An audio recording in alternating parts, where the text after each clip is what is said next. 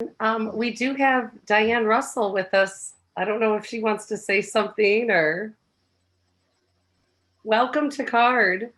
Hi, thank you. I feel welcome, and I thank you for letting me just kind of provide a little bit of an update, and I can explain to you all, kind of who I am and what I'm doing here.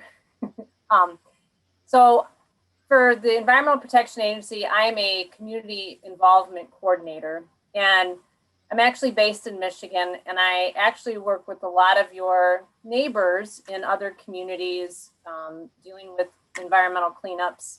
And I specifically work on the Trenton McLeod Steel site, and with that community, Kalamazoo, and the 80 miles of PCB contaminated river. Midland, that's kind of where I got my start, and still am there today for the 50-mile cleanup on that river to the bay.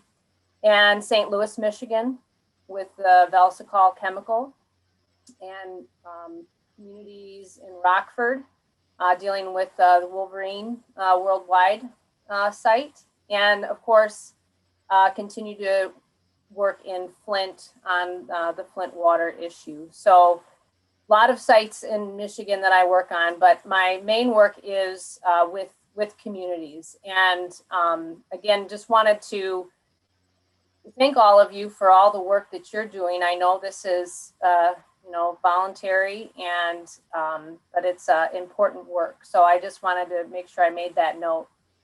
But tonight I'm here to introduce myself and let you all know that I'm here working on the Gelman issue on behalf of EPA, and certainly learn some of the issues that you all are working on. And then I'm also here to, put a message out to learn more about how we might best provide updates in the future as we go through the listing process. We have the website that has, updates, and then that also has an frequently asked questions section and my contact information. And that's a good way for us to get information out broadly and quickly. The web's also ideal because as EPA is embarking in the NPL listing process, we don't usually have updates on a monthly or not even sometimes quarterly basis as we work through the site. But we also understand that this group is very interested in updates as they come. So while the webpage is meant to serve for that information, having someone present at these meetings also appears to be a useful way to get information out to the community. So I'm going to work with our EPA team to figure out what would make sense for our involvement, where we are in the process, in addition to what our resources are. But I just wanted to let all of you know that I would welcome any input that you have on how and where you would like that information to come. So I just wanted to put that out there. And then also while I'm here, we were planning on sharing some information that's going to be put on our website. But since I'm here, I'm happy to convey that as well. So as EPA moves ahead in their site investigation, as was mentioned previously, we have identified a contractor to conduct the work, and that's Tetra Tech.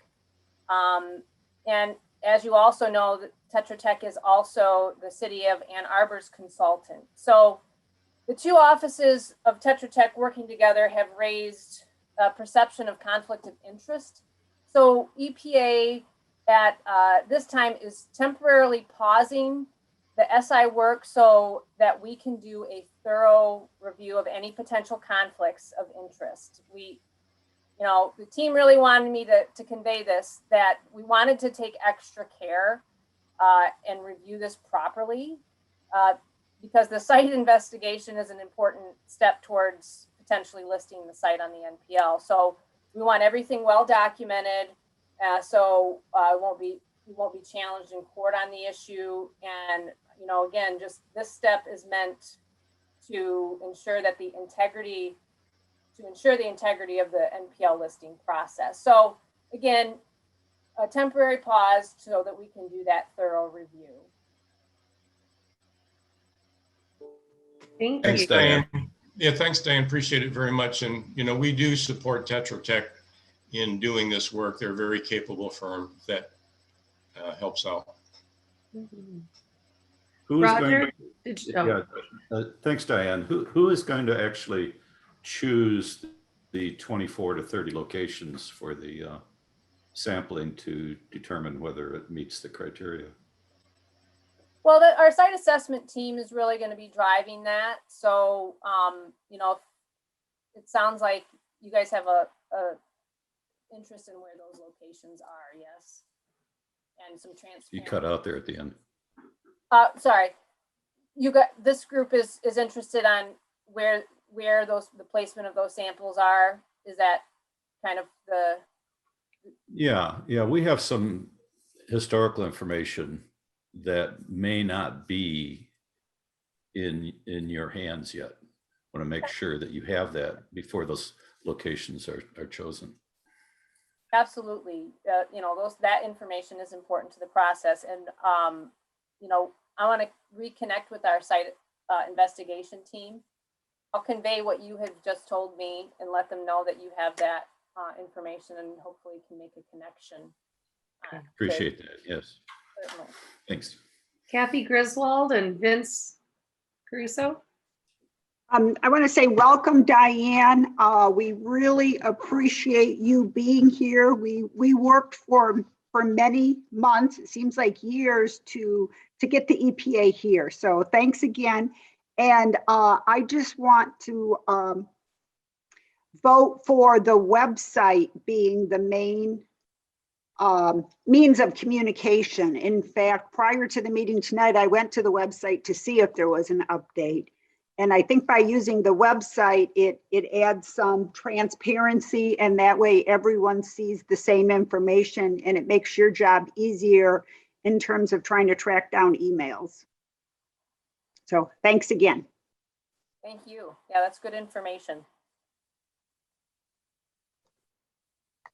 I had a question about what's CARD's current status with EPA, and will you attend most of these CARD meetings or some of the CARD meetings? And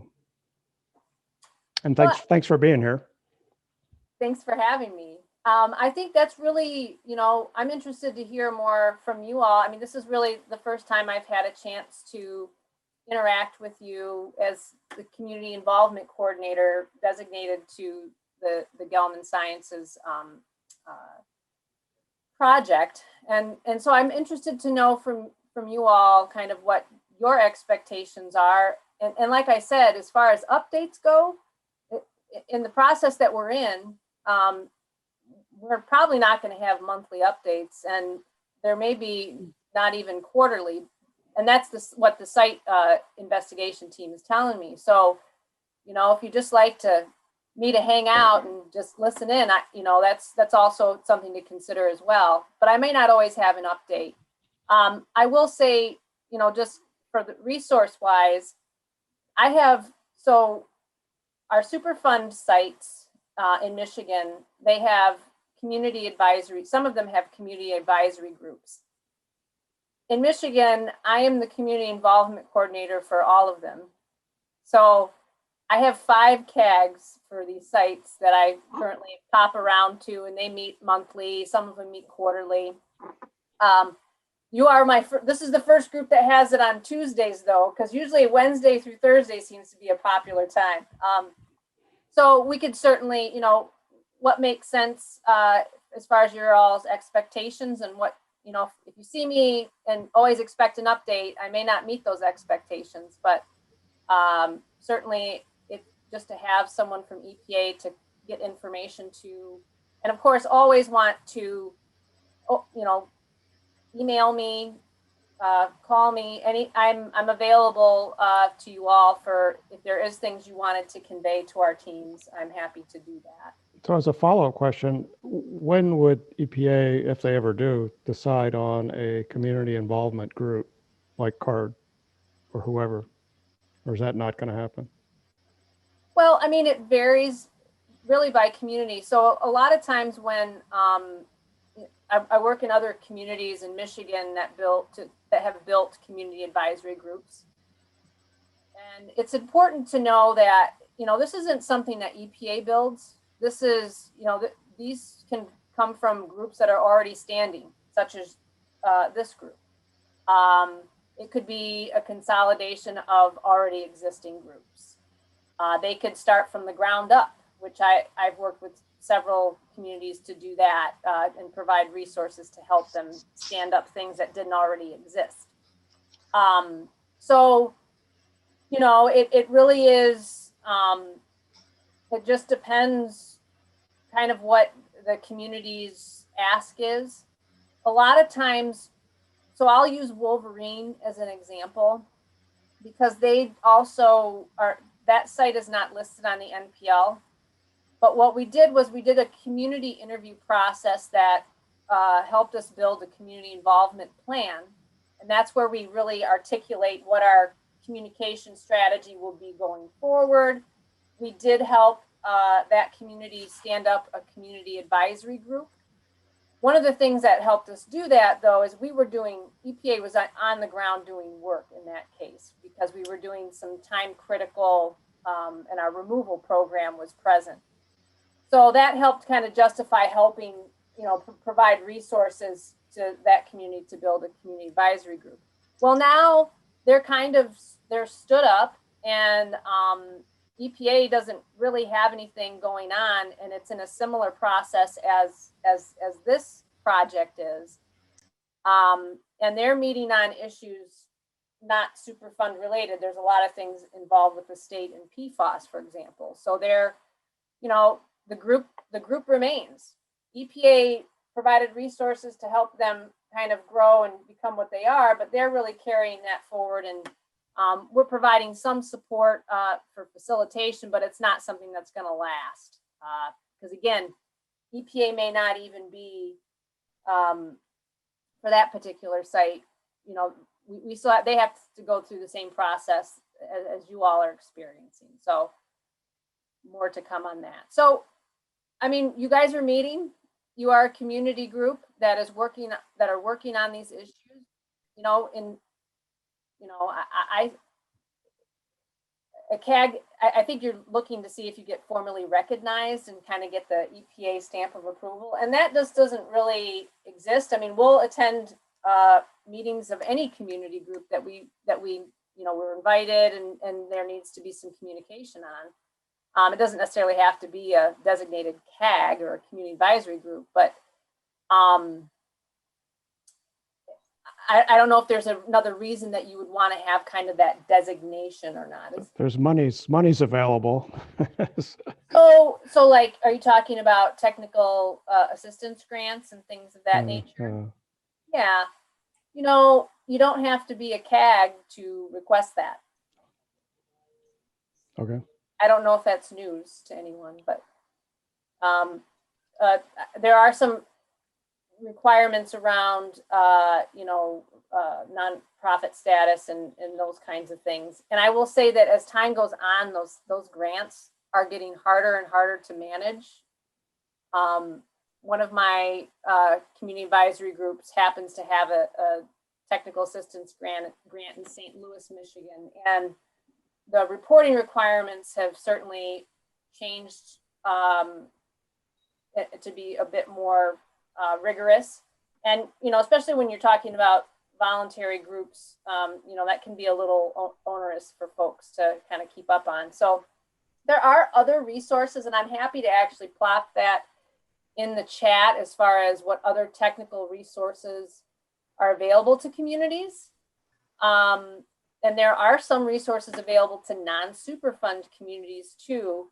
Though, for example, that's something that we're seeing if there's anything available for our folks in Flint, because it's not a Superfund site. So there are resources that I'm happy to just share the general information to you all in the chat to look over and see if anything seems to fit for you all. So one of the things we can talk about as we go through these meetings this coming months is what we can do, what CARD stakeholders can do to help you do your job better and quicker and more, you know, effectively. So think about that for the next meetings. Absolutely. A lot of data here. Not just data, but other Knowledge. resources too. Yeah, visualizations and things. Absolutely. And I absolutely recognize that just from, you know, the short amount of time I've been here. You guys, you all have done a lot of work on this issue, and, you know, very, you know, humbled by the amount of work you all have put in, and it's, it definitely shows. So. Thank you. Well, SRSW, Osiris Safe Water, is a 501c3 that has provided much of the technical infrastructure for CARD in terms of analyses and visualizations, and even this Zoom session is paid for by SRSW. That's something that I'm not sure how sustainable that is over the life of the project, because, you know, we're talking about the cleanup that's going to last many decades, if not centuries. And so we have to be thinking long-term on this, and we have to get things right as we go along, because as we found out, if we don't get it right as we go along, it's much, much harder. So thanks for joining in. Yeah, and Roger, I'd just like to follow up, you know, that Global Environment Alliance has provided the majority of the technical and regulatory support to CARD, just so Diane understands the reality of the situation. Yeah, in terms of the how EPA, what kind of cleanup is necessary and stuff like that. And I'm talking more about the, yeah, you know, and evaluating the current situation on the hydrogeology and the current extraction well problems and all the other technical and regulatory issues around it. Your database is very helpful. Your database is very helpful, but it's really been GEA who's provided this this sort of technical and regulatory support. Please, thank you. It's been a good symbiotic relationship. For sure. Yes, it is.